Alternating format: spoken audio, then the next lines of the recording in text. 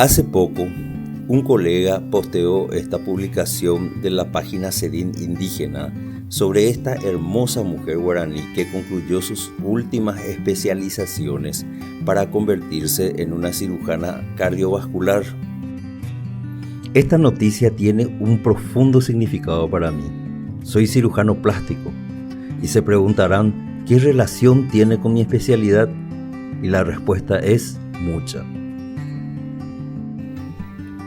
Estudié medicina con un solo propósito, ser cirujano plástico. Tal vez hasta fui al colegio persiguiendo este sueño. Y sé muy bien por qué, cuándo y dónde empezó. Es que tuvo mucha influencia el pueblo donde me crié, mis primeros años en un lugar lejano, desconocido y bello. Pero de eso vamos a hablar después. A todos nos atrae la belleza. Hay estudios con bebés que confirman que nacemos con este instinto. Aunque la orientación de mi enfoque a lo bello tuvo un inicio totalmente diferente. Claro que me atrae lo bello, de todo, de esto a lo cual Carl Sagan llamó el lejano puntito azul, pero sobre todo de quienes vivimos aquí. Y analizar la belleza nos hace reflexionar sobre nosotros, como especie, nuestras distintas civilizaciones, sobre todo de aquellas que dominaron en diferentes épocas, y que así como represas que van cambiando cauces de ríos, las clases dominantes impusieron religiones, orientaciones políticas y filosóficas, grafías y números. Pregunto, ¿es posible que sin percatarnos la belleza haya seguido también esta sentencia inevitable de las castas reinantes? ¿Acaso es simple casualidad que la raza oficial, la caucásica, sea nuestro modelo humano de lo lindo? En cirugía plástica corregimos entre comillas los hermosos rasgos orientales y los volvemos un poco más parecidos a nosotros. Si no todas, casi todas las estrellas orientales pasaron por quirófano. No es una crítica, es solo una reflexión sobre nuestros paradigmas. La cirugía se llama occidentalización y me da una sensación de una invasión imperial que no termina por consolidarse. Incluso en YouTube podemos encontrar videos de orientales que con orgullo felices muestran sus postoperatorios. Todos buscan ser lo más caucásico posible. Todos. Y según los rasgos en los latinoamericanos, cuando la nariz responde a un patrón étnico, nativo, la llamamos nariz mestiza. Y también se corrigen. Y por su complejidad y elementos, como el grosor de la piel, es un procedimiento que tiene su grado de dificultad. Vivimos un doble discurso muy frágil, que apenas forzamos se quiebra. Esta semana Meghan y Enrique confesaron que a la familia real británica le angustiaba qué tan oscuro podía ser el bebé que estaban esperando. ¿Qué más podemos agregar? Pero si consideramos que lo físico es banal, frívolo, superficial, tal vez dar una mirada a nuestra espiritualidad nos haga ver que este ideal de belleza permeó todo, no dejó cabos sueltos, y nos enfrentemos a un inquietante pensamiento, desafiando nuestro sentido común, y que por lo visto, obligatoriamente, hasta lo más sagrado necesite ser de raza blanca. Por casualidad, hace décadas, leí un libro de Ticio Escobar. Decir que Ticio es abogado y licenciado en filosofía sería resumir su amplio currículum, ya que es multifacético, condecorado y amante de las artes. El título del libro, simple y sencillo, tal vez para muchos nada extraordinario, para mí fue un agradable relámpago: La belleza de los otros. Solo tenía una tirada de 1000 ejemplares y estoy casi seguro que a pesar de su rico contenido, ni siquiera se habrá agotado. En mi país es la suerte de muchas joyas salidas de imprenta.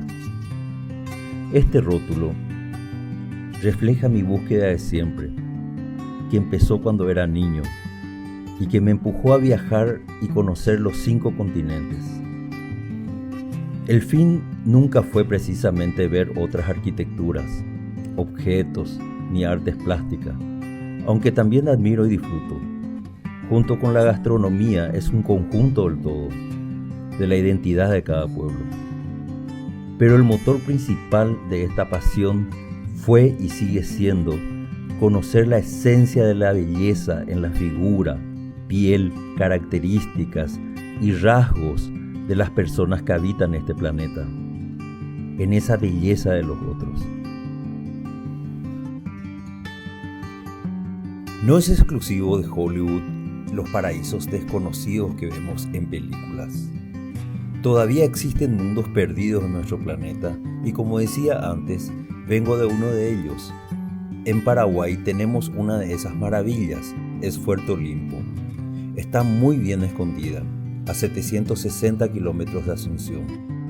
Es desconocida para todo el mundo, tanto que hace muy poco recién se inauguró una pista de cemento en el pequeño aeropuerto donde ni siquiera aterrizan muchos vuelos de aviones medianos. Y los caminos terrestres solo son aptos si no llueve en semanas. De vez en cuando, en los noticieros hay crónicas sobre su precario sistema de salud y su difícil acceso.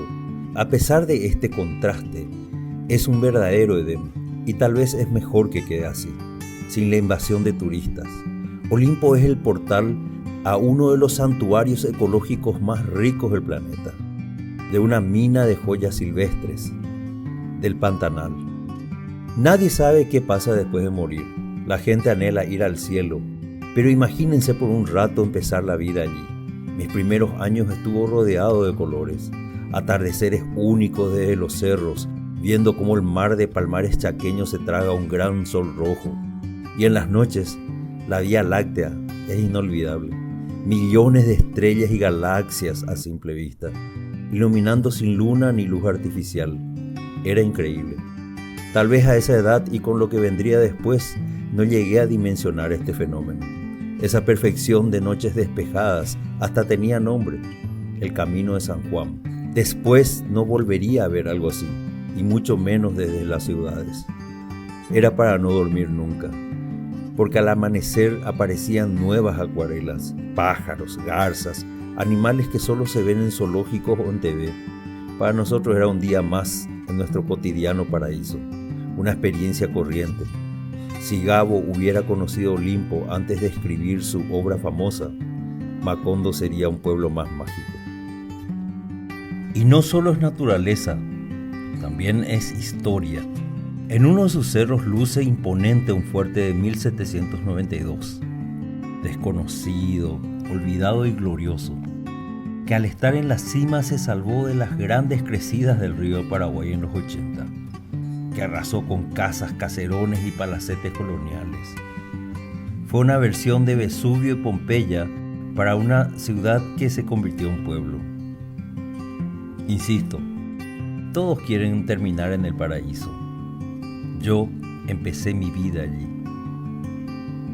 Aunque cuando era chico, crecer en un lugar así me privaba de conocer a superhéroes de televisión, pero tenía su compensación. Sabíamos desde niños todos los secretos de la selva, del campo, entre ellos qué animales eran peligrosos y cómo defendernos del ataque de un animal salvaje. Una embestida de una piara de Tayikatí, por ejemplo, cuando son muchos y vienen castañeando los dientes, suele ser fatal. A mí me enseñó esto Cuchilla, un señor chamacoco de unos 45 años.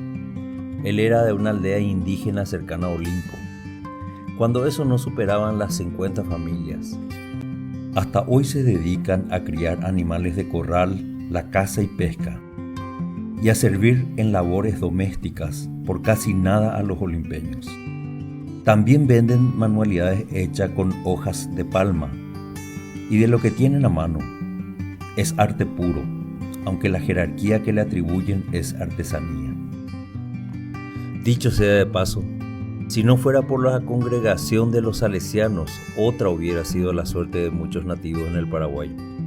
Los salesianos son una especie de contrapeso de la conquista americana. Si el catolicismo tiene una agrupación fiel a sus principios son ellos. Su labor es admirable y muy poco se conoce lo que hacen. Para que entendamos la importancia de estos religiosos en el mundo aborigen, en otros lugares donde tal vez no tengan este acompañamiento, a algunos la necesidad les obliga a migrar a ciudades, donde equivocadamente se tiene la falsa idea de que son haraganes, y es porque a veces vemos a algunos pidiendo limosnas en semáforos. Una de sus más grandes características es que son muy nobles, y esa inocencia de la selva les juega en contra. Incluso hace que sean víctimas de microtraficantes de droga y proxenetas.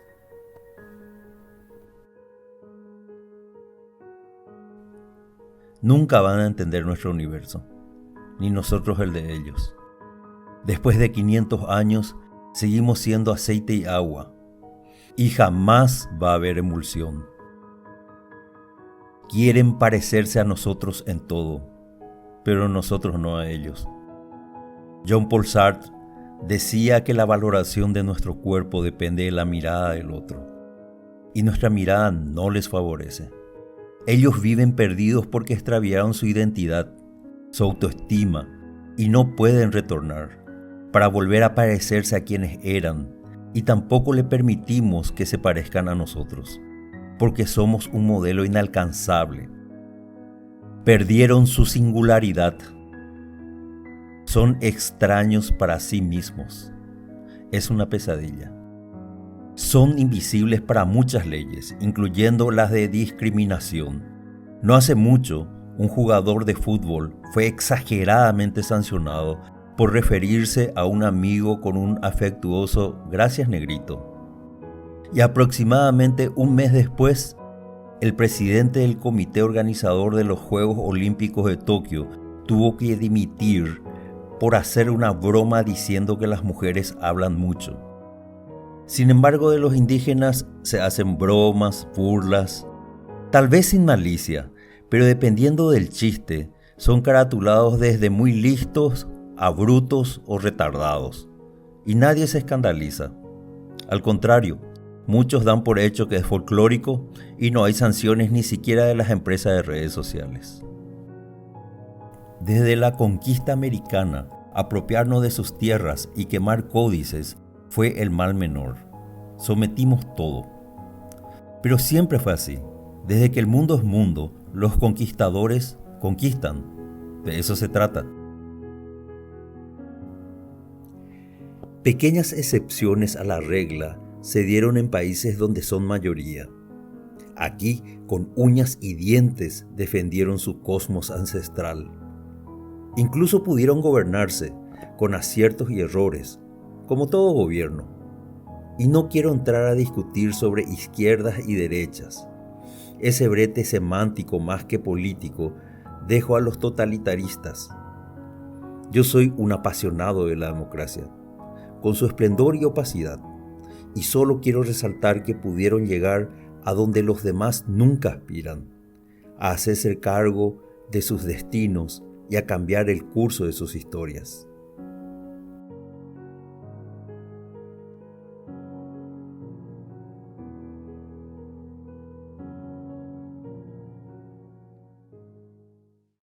Regresando al relato de mi niñez.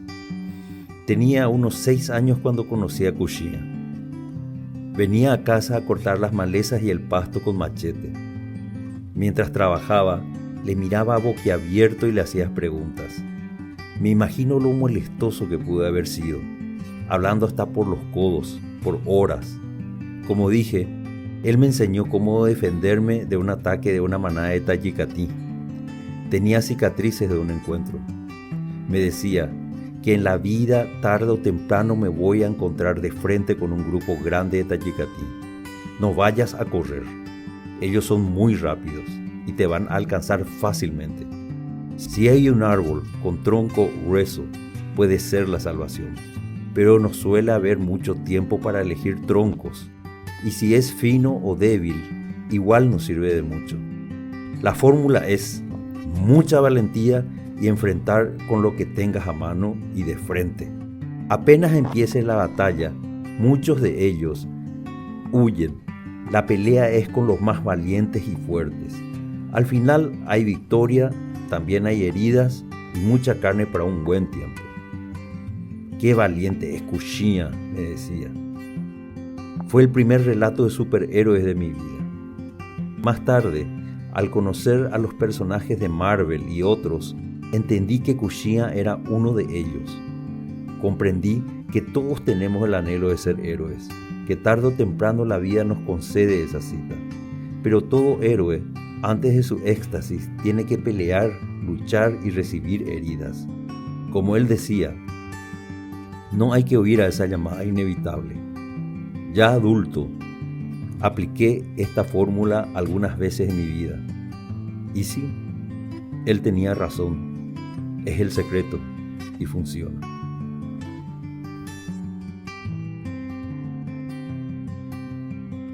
Kushina no solo fue mi ídolo, fue un maestro. Me hizo parte de su cultura.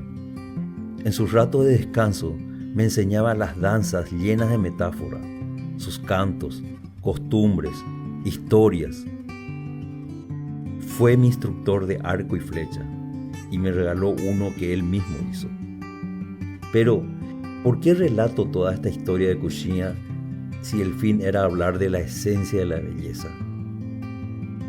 Para que se entienda que entre tantas enseñanzas, tal vez la más importante fue que a través de la admiración que le tenía, aprendí a apreciar la belleza de su gente. Cuando eso veía en cada indígena a personas muy lindas, pero hoy, con conocimiento, confirmo que los atributos americanos puros son realmente muy bellos. Los pómulos salientes, labios gruesos, las cejas y los ojos expresivos, que después vería en la mirada de los polinesios. Aquella misma mirada que también admiró y pintó Paul Gauguin en Tahití, y que confirma el origen de nuestro fastuoso linaje americano.